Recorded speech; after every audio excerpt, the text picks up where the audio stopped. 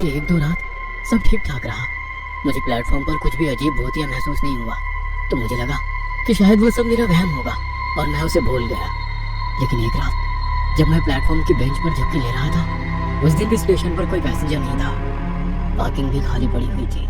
तभी मुझे पायलों की झन झन सुनाई दी। मैंने मुड़कर देखा, एक लाल साड़ी पहने खूबसूरत औरत घूंघट ओढ़े प्लेटफॉर्म की तरफ बढ़ रही थी। उसका सिर्फ नाक के नीचे का चेहरा दिखाई पड़ रहा था। उसकी नाक तीखी थी और रंग गोरा था। वो प्लेटफॉर्म के कोने पर आकर खड़ी हो गई। मैं पीछे से उसे निहार रहा था। तभी दूसरी ट्रेन की हॉर्न की आवाज सुनाई देने लगी। वो औरत ट्रेन की तरफ देख रही थी। ट्रेन पास आई और प्लेटफॉर्म के पास आते ही उसने प्लेटफॉर्म से ट्रैक पर चढ़ाई लगाई और वो चलते ट्रेन के नीचे कुचल गई। ये देख मेरी चीख निकल गई। वो एक मालगाड़ी थी, इसलिए वो स्टेशन पर रुके बगैर वहां से तेजी से चली गई। मुझे कुछ भी समझ में नहीं आ रहा था। मैं प्लेटफॉर्म के कोने पर गया। ट्रैक पर उस औरत की कटी लाश पड़ी हुई थी। उसके कटे हुए शरीर के टुकड़े जैसे हाथ और पांव तड़प रहे थे। वो देख मेरे रोंगटे खड़े हो गए और मैं सुरेश की तरफ भागते हुए चला गया। सुरेश जल्दी चल, एक औरत ट्रैक के नीचे कूद गई। वो ट्रैक पर मरी पड़ी है। क्या? औरत ने ट्रैक के नीचे छलांग लगाई? हाँ, लेकिन कब? अभी अभी वो ट्रेन के नीचे कूद गई। क्या बात कर रहा है? अभी कौन सी ट्रेन गुजरी है यहाँ से? क्या ये क्या बोल रहे हो? अभी अभी एक मालगाड़ी यहाँ से गुजरी। क्या तुमने उसे देखा नहीं? क्या बात कर रहे हो? आज कोई भी मालगाड़ी यहाँ से गुजरने वाली नहीं थी। ये सुन मेरे होश ही उड़ गए। तो फिर मैंने जो देखा वो क्या था? मैं मन ही मन बोला, क्या फिर से मुझे वहम तो नहीं हुआ?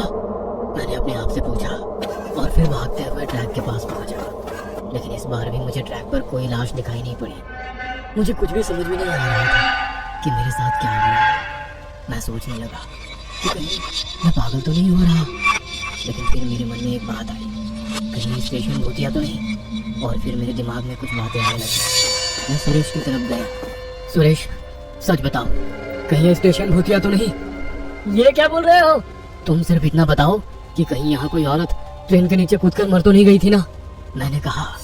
यह सुनकर सुरेश की आंखें बड़ी हो गई। नहीं नहीं नहीं। तो वो झिझकते हुए बोला, इसका मतलब वो मुझसे कुछ तो छुपा रहा था। लेकिन मैं जानना चाहता था कि यहाँ कुछ ना कुछ गड़बड़ तो है, क्योंकि मैं पागल तो नहीं था, ना मुझे कुछ वहम हो रहे थे। इसका मतलब ये था कि मेरे साथ जो कुछ घटनाएं घट रही थी वह भूतिया ही थी। तभी मुझे पायलों की छन छन सुनाई दी। मैंने आवाज की तरफ देखा तो मैंने देखा कि दूर अंधेरे से वही लाल साड़ी वाली औरत हमारे पास चलते हुए आ रही थी। सुरेश, क्या वो तुम्हें औरत दिख रही है? मैंने सुरेश से पूछा और उसकी तरफ देखा तो सुरेश के पसीने छूट चुके थे। वो आंखें फाड़कर उस औरत को देख रहा था। नहीं नहीं, तो वहाँ कुछ भी तो नहीं है। लेकिन मैं जानता था कि सुरेश झूठ बोल रहा है। उसे वो औरत दिखाई दे रही थी और शायद वो उसे जानता भी था, लेकिन मुझसे वो बात छुपा रहा था। लेकिन क्यों? मुझे कुछ भी समझ में नहीं आ रहा था।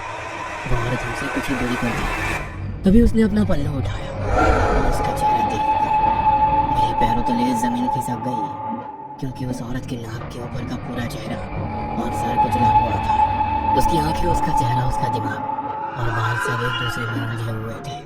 मैंने जोर से चीखा और स्टेशन के बाहर दौड़ा। मैं तब पार्किंग में था जब मैंने दूर से एक बाइक पार्किंग में आती देखी। मैं उस बाइक के सामने जाकर खड़ा हो गया। बाइक पर एक आदमी और उसके पीछे एक औरत बैठी थी। और जब मैंने उस औरत को देखा तो मेरे रोंगटे खड़े हो गए, क्योंकि वह वही लाल साड़ी वाली पल्लू ओढ़े हुए औरत थी। लेकिन तुम तो अभी मर गई थी ना? मैं डरते हुए बोलने लगा। क्या क्या बात कर रहे हो आप? वो पीछे बैठी औरत बोली, ए, चुप कर, पराये मर्द से बात करती है तू? उसके सामने बैठा आदमी उस पे चिल्लाया। उसका चिल्लाना सुनकर वो औरत भी गुस्सा हो गई। ये आदमी तो मुझे चैन से न जीने दे रहा है न मरने दे रहा है। वो गुस्से में बोली और बाइक से उतर गई और बैग लेकर रेलवे स्टेशन की तरफ चली गई। उस आदमी ने उसे रोकने के लिए कहा, लेकिन वो नहीं रुकी। ये देख वो गुस्सा हो गया और वो आदमी उसे गालियां देते हुए वहीं बाइक पार्क कर उसके पीछे गुस्से में भागा। मैं देखना चाहता था कि आखिर ये क्या हो रहा है। कुछ देर पहले वो तो औरत मेरे आंखों के सामने मर गई और फिर उसका भूत भी मुझे दिखा था, लेकिन अब वो जिंदा इंसान की तरह कैसे हो गई? इसलिए मैं भी प्लेटफॉर्म पर पहुंच गया। वो दोनों प्लेटफॉर्म के कोने पर खड़े थे। तभी दूसरी ट्रेन की हॉर्न की आवाज आई। वो आदमी काफी डर गया था और उस औरत के सामने हाथ जोड़ रहा था। तभी उसने उस आदमी को रेलवे ट्रैक पर धकेला और चलती ट्रेन ने उसे कुचल दिया। ये देख मेरी आंखें फटी की फटी रह गई। वो मालगाड़ी उस आदमी को कुचल रही थी। तभी उस औरत ने मेरी तरफ देखा और मुस्कुराई। तभी एक हवा का झोंका आया और उसका पल्लू उसके सर से उड़ गया और फिर मुझे दिखाई दिया उसका कुचला हुआ आधा चेहरा। इसका मतलब वो सच में भूत प्रेत या फिर आत्मा थी। तभी मैंने देखा कि प्लेटफॉर्म की बाईं तरफ से वो गला कटा हुआ छोटा बच्चा मेरी तरफ चलते हुए आ रहा था। दूसरी ओर से वो बूढ़ा सरकटा आदमी मेरी तरफ रोते हुए आ रहा था। तभी मालगाड़ी की सभी बोगियां वहां से चली गई और ट्रैक से उस औरत का नीचे भी खड़ा हो गया और प्लेटफॉर्म पर चढ़ गया। वो सभी मरे हुए लोग मेरी तरफ बढ़ रहे थे। तभी मुझे सुरेश की याद आई। सुरेश! मैं चीखा और टिकट काउंटर पर चला गया तो मैंने विंडो से देखा कि पूरे कमरे की दीवार पर खून की चींटें उड़ी हुई थी।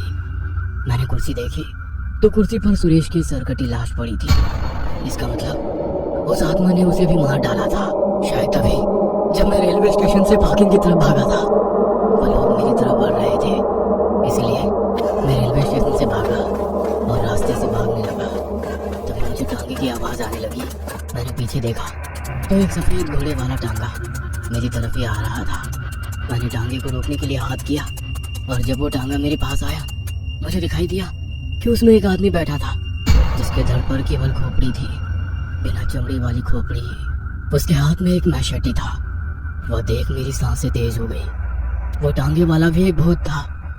वो मैशेटी लेकर मेरे ऊपर झपटा, लेकिन मैंने उसका हाथ पकड़ लिया और उसे धक्का मारकर मैंने उसके हाथ से मैशेटी छीन लिया और फिर मैंने उसकी खोपड़ी उसके धड़ से काट दिया। मैं गुस्सा हो गया था। जब उसने हलचल बंद की तब मैं शांत हो गया।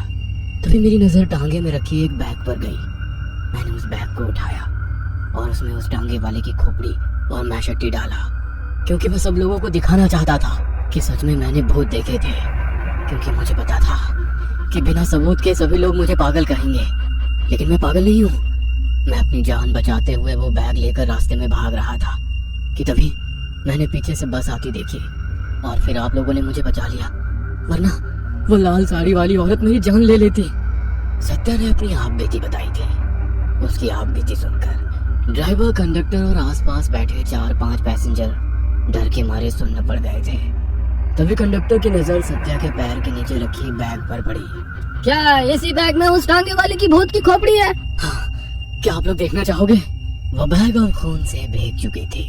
नहीं, मैं नहीं देख पाऊंगा। बगल वाली सीट पर बैठा बूढ़ा सत्या से बोला। तभी बस के पीछे से एक गाड़ी जोर जोर से हॉर्न मारने लगी। ड्राइवर उस कार से तंग आ गया था। शायद वो कार वाले उस बस को रोकने के लिए कह रहे थे। ड्राइवर ने बस की स्पीड धीमी की। तभी वो कार आगे निकल गई और उसने रास्ता रोक लिया। ड्राइवर ने बस रोक दी। तभी उस कार से 2 आदमी नीचे उतरे। कंडक्टर ने दरवाजा खोला। वैसे वो आदमी बस में चढ़ गए और पीछे की सीट की तरफ चले गए। कौन है ये लोग? शायद पैसेंजर्स हो। तभी एक आदमी ने सत्या की गर्दन पीछे से पकड़ ली और उसे दबोच लिया। सत्या के हाथ बैग की तरफ जाने लगे। उसने बैग उठाकर बैग खोली और उसमें से मैशेटी हाथ में लिया।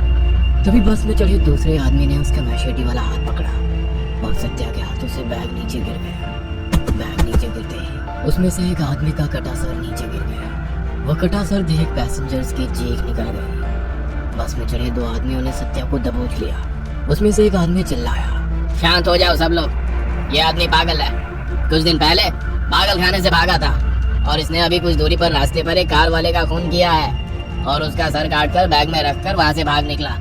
ये सुनकर ड्राइवर, कंडक्टर और बस में बैठे सभी पैसेंजर्स के होश उड़ गए। इसका मतलब सत्या क्या पागल था और वो टांगे वाले भूत को नहीं बल्कि एक कार ड्राइवर को मारकर उसका सर बैग में लेकर भाग रहा था। यह सुन सत्या पागलों की तरह चीखने लगा। पागल नहीं हूँ मैं, पागल नहीं हूँ मैं। वो लाल साड़ी वाली औरत सच में है, वो सच में है। उन लोगों ने सत्या को दबोच लिया था, जिसके बाद उन्होंने उसके हाथ पांव रस्सी से बांधकर उसे कार में बिठा दिया।